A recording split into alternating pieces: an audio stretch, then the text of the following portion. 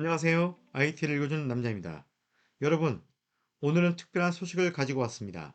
바로 오픈 AI가 개최한 데브데이, 즉 첫 개발자 컨퍼런스에서 발표된 AI 역사의 한 획을 그을 만한 GPT-4 터보, GPT-S, GPT 스토어 등과 관련된 최신 정보와 내용들을 여러분께 공유 드리려고 합니다. 그럼 바로 시작하겠습니다. 2023년 11월 6일 기술의 미래를 한눈에 볼 수 있는 오픈 AI의 데브데이가 개최되었습니다. 이번 행사는 AI의 최전선에서 무엇이 펼쳐지고 있는지, 그리고 우리의 일상에 어떤 변화를 가져올지를 집중 조명했다고 생각합니다. 특히 샘 알트만의 주도 아래 GPT의 새로운 지평을 여는 발표가 여러 개 있었는데요.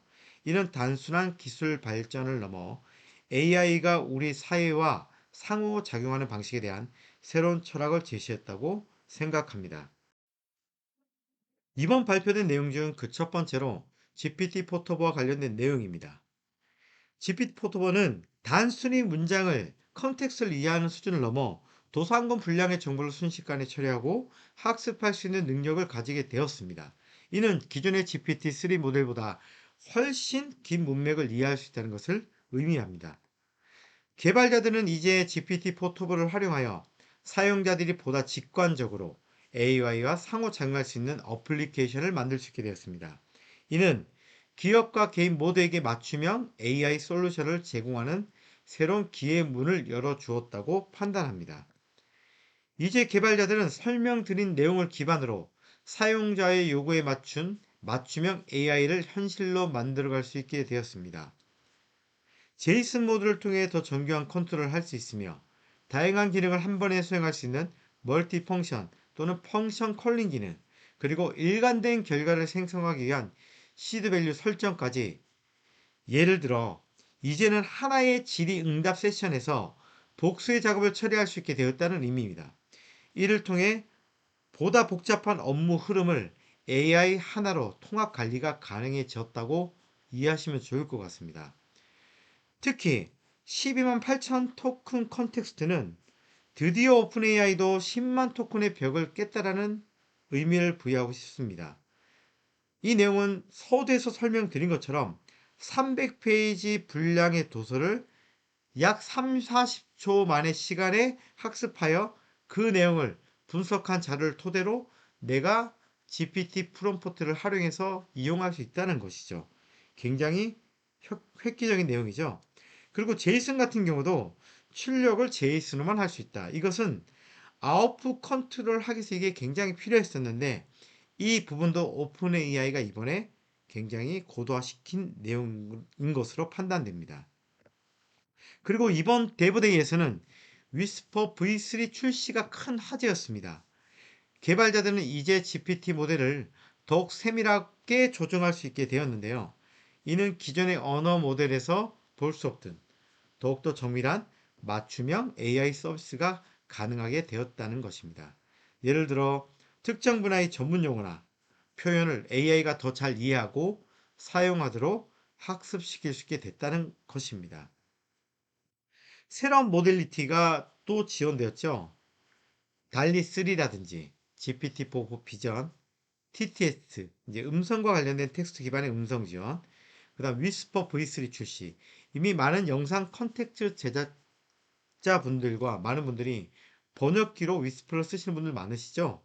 위스퍼 V3 출시로 더 강화된 번역 기능을 저희가 사용해 볼 수 있을 것으로 기대합니다. 그리고 GPT 3.5 파인 튜닝과 관련해서 16K 버전을 오픈했습니다. 그리고 GPT-4 파인 튜닝도 일부 실험, 테스트 접근을 허용한 상태입니다. 또한 커스텀 모델과 관련해서 모델의 훈련 과정에 관여해 특정 도메인 학습을 시킬 수 있는 모델, 리소스가 많이 들어간 모델이라 소규모 기배 오픈하기 유용하게 되었습니다. 또한 가격과 관련해서 분당 토큰 수가 2배 증가되었고 인풋에 대한 토큰에 대한 가격은 3배 저렴하고 아웃풋에 대한 가격은 2배 저렴했습니다. 전체적으로는 2.7배 정도 가격이 인하된 것으로 이해하시면 좋을 듯 합니다. 이 토큰당 비용을 최적화하여서 개발자들이 비용 부담 없이 이제 AI를 통한 혁신을 시도할 수 있게 되었다는 의미입니다. 그리고 이러한 환경을 샘 알트만이 조성하고 추진하고 있다고 이해하면 좋을 것 같습니다.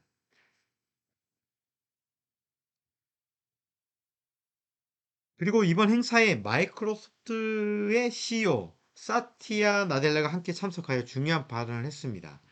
그는 인공지능이 가져올 변화의 파도에 대해 이야기하며 기술과 인간의 상호작용이 어떻게 진화할지에 대한 통찰도 공유하였습니다. AI는 단순한 기술의 진화가 아닌 우리가 세상을 바라보는 방식을 변화시키는 촉매라고 언급하였고, 그의 말은 기술이 가져올 미래에 대한 기대감을 더욱 고조시켰다고 생각합니다.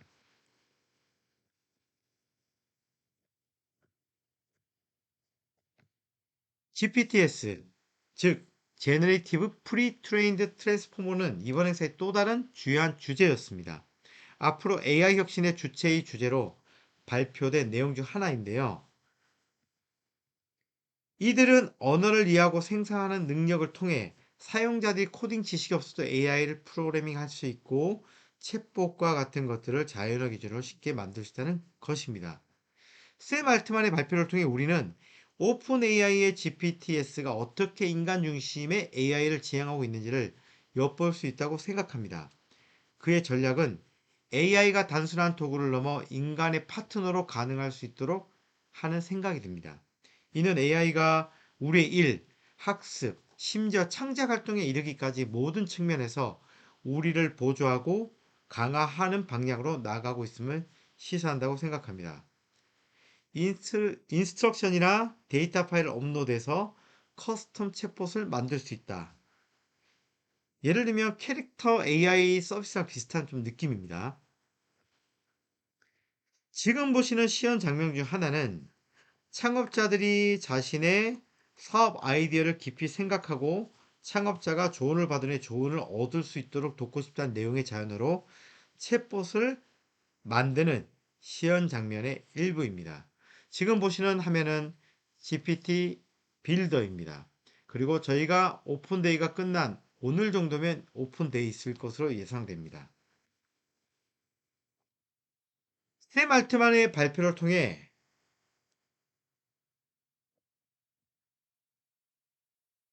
우리는 오픈 AI GPTS가 어떻게 인간 중심의 AI를 지향하고 있는지를 볼 수 있다고 생각합니다.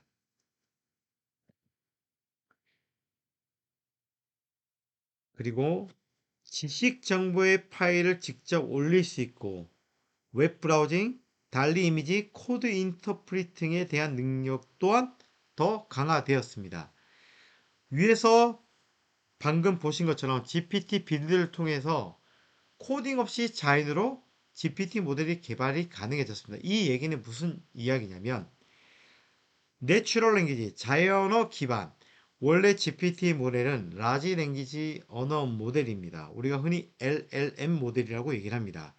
GPT 빌더는 이 자연어를 통해서 내가 원하는 AI 챗봇을 문장 입력을 통해서 또는 내가 가지고 있는 지식 정보 데이터 파일을 업로드하여 학습한 나만의 특화된 GPT 챗봇을 제공할 수 있는 기능과 환경을 만들어 줬다는 겁니다.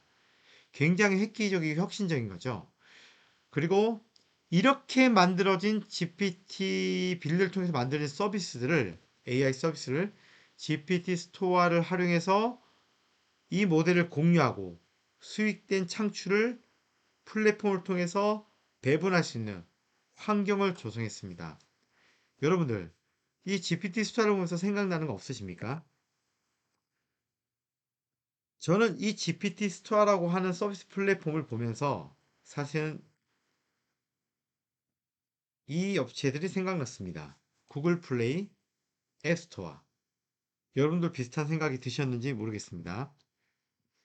창의력을 발휘하고 싶은 개발자들에게 GPT 스토어라는 새로운 기회의 장을 열어준다는 데 큰 의미가 있을 것 같습니다.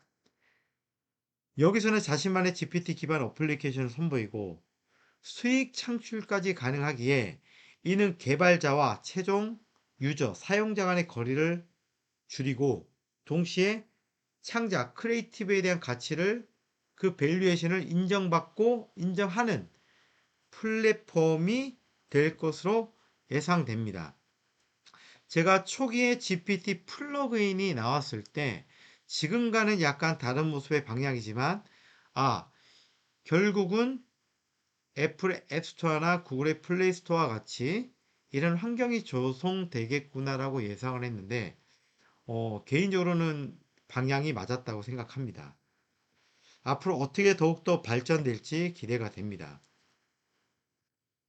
그리고 GPT 스토어의 출범은 AI 기술의 상업화에서 가장 중요한 이정표가 될 것으로 판단됩니다. 이 플랫폼은 창작자들이 자신의 GPT 기반 어플리케이션, AI 서비스 등을 선보이고 그에 따른 수익을 창출하는 기회의 제공을 통해서 여러 분야의 다양한 분야의 맞춤형 GPT 모델들을 발전시키고 발굴하고 또한 직접 사용해 볼 수 있을 것으로 보이고 11월 말에 오픈 예정이라고 합니다. 중요한 건 수익에 대한 쉐어도 가능하다고 하니까 이 부분에 대한 자세한 정보는 추후에 공개되면 또 한번 이 내용들을 나눠 보도록 하겠습니다. 그리고 API 개발을 더 쉽게 만들어 주는 도구, 이전에 설명드렸던 어시스턴트 API 관련된 내용들도 좀 발표되었습니다. 스레딩 기능, 그 다음 니트라이블, 코드 인터프리트, 펑션 콜링. 코드 인터프리트는 이미 알고 계실 겁니다. 복잡한 코딩 작업을 단순화해서 비전문가, 비개발자들도 쉽게 이해하고 입력해서 프로그래밍을 할 수 있는 그런 기능이죠. 스레딩, 죄송합니다. 명상이 넘어갔습니다. 스레딩. 그러니까 스레딩 같은 경우는 AI의 대화의 맥락을 유지하면서 여러 주제에 걸쳐 일관성 있는 대화를 이어갈 수 있게 하는 기능이죠. 그리고 리트라이블 같은 경우는 정보 접근성에 대한 좀 기능이 향상됐다 이해하시면 좋을 것 같습니다. AI가 보다 정확하고 관련성 있는 높은 정보에 접근할 수 있도록 하는 기능입니다. 결론적으로는 AI는 사용자의 질문에 대해 더 심층적이고 정확한 답변을 제공할 수 있게끔 하는 기능이라고 이해하시면 좋을 것 같습니다. 그리고 개인적으로는 좀 놀랍고 리스크하게 바라본 기능 중에 하나가 펑션 콜링입니다. 기존의 GPT의 기능은 답변하는 내용이었습니다. 언어로 질문한 프롬프트에 대해서 언어로 답을 하는 겁니다. 그리고 필요한 경우는 코딩의 기능을 통해서 코드도 제공하고 다만 직접 실행하지는 않았죠. 그런데 이제는 펑션 콜링, 즉 누군가가 통해서 만들어진 서비스나 함수나 API 등을 내가 콜링해서 호출해서 실행할 수 있다는 거죠. 결론은 펑션 콜링은 AI는 특정 함수를 호출하고 실행하게 되고 사용자가 원하는 작업을 수행할 수 있다는 것입니다. 제가 이 부분을 굉장히 좋으면서도 걱정되는 건 만약 추후에 개인정보 또는 개인의 바이오 생체 정보들이 만약에 오픈되고 이게 공유되었을 때 과연 AI가 이 정보를 가지고 어떻게 나쁜 수행을 할 수 있을지 이런 부분들이 우려되는 내용이 좀 있었습니다. 당일날 유튜브 영상으로 라이브로 제가 시청을 하면서 펑션 콜링이 되게 저 개인적으로는 꽂혔습니다. 이게 앞으로 어떻게 될지. 펑션 콜링과 관련해서 샘 알트만은 여기에 대한 방어에 대한 어떤 방향성을 가지고 있는지 사실 걱정과 기대가 되는 상황입니다. 일단 계속 내용을 좀 보도록 하겠습니다. 그래서 스레딩, 리트라이벌, 코드 인터프리트, 펑션 콜링과 같은 예, 어시스턴트도 지원된다라고 이해하시면 좋겠습니다. 그래서 지금 보시는 것처럼 플레이그라운드라는 이런 모드를 통해서 사용자가 좀 더 쉽게 예, 개발할 수 있는 API 서비스를 쉽게 AI 서비스를 개발할 수 있는 도구를 지원하는 내용입니다.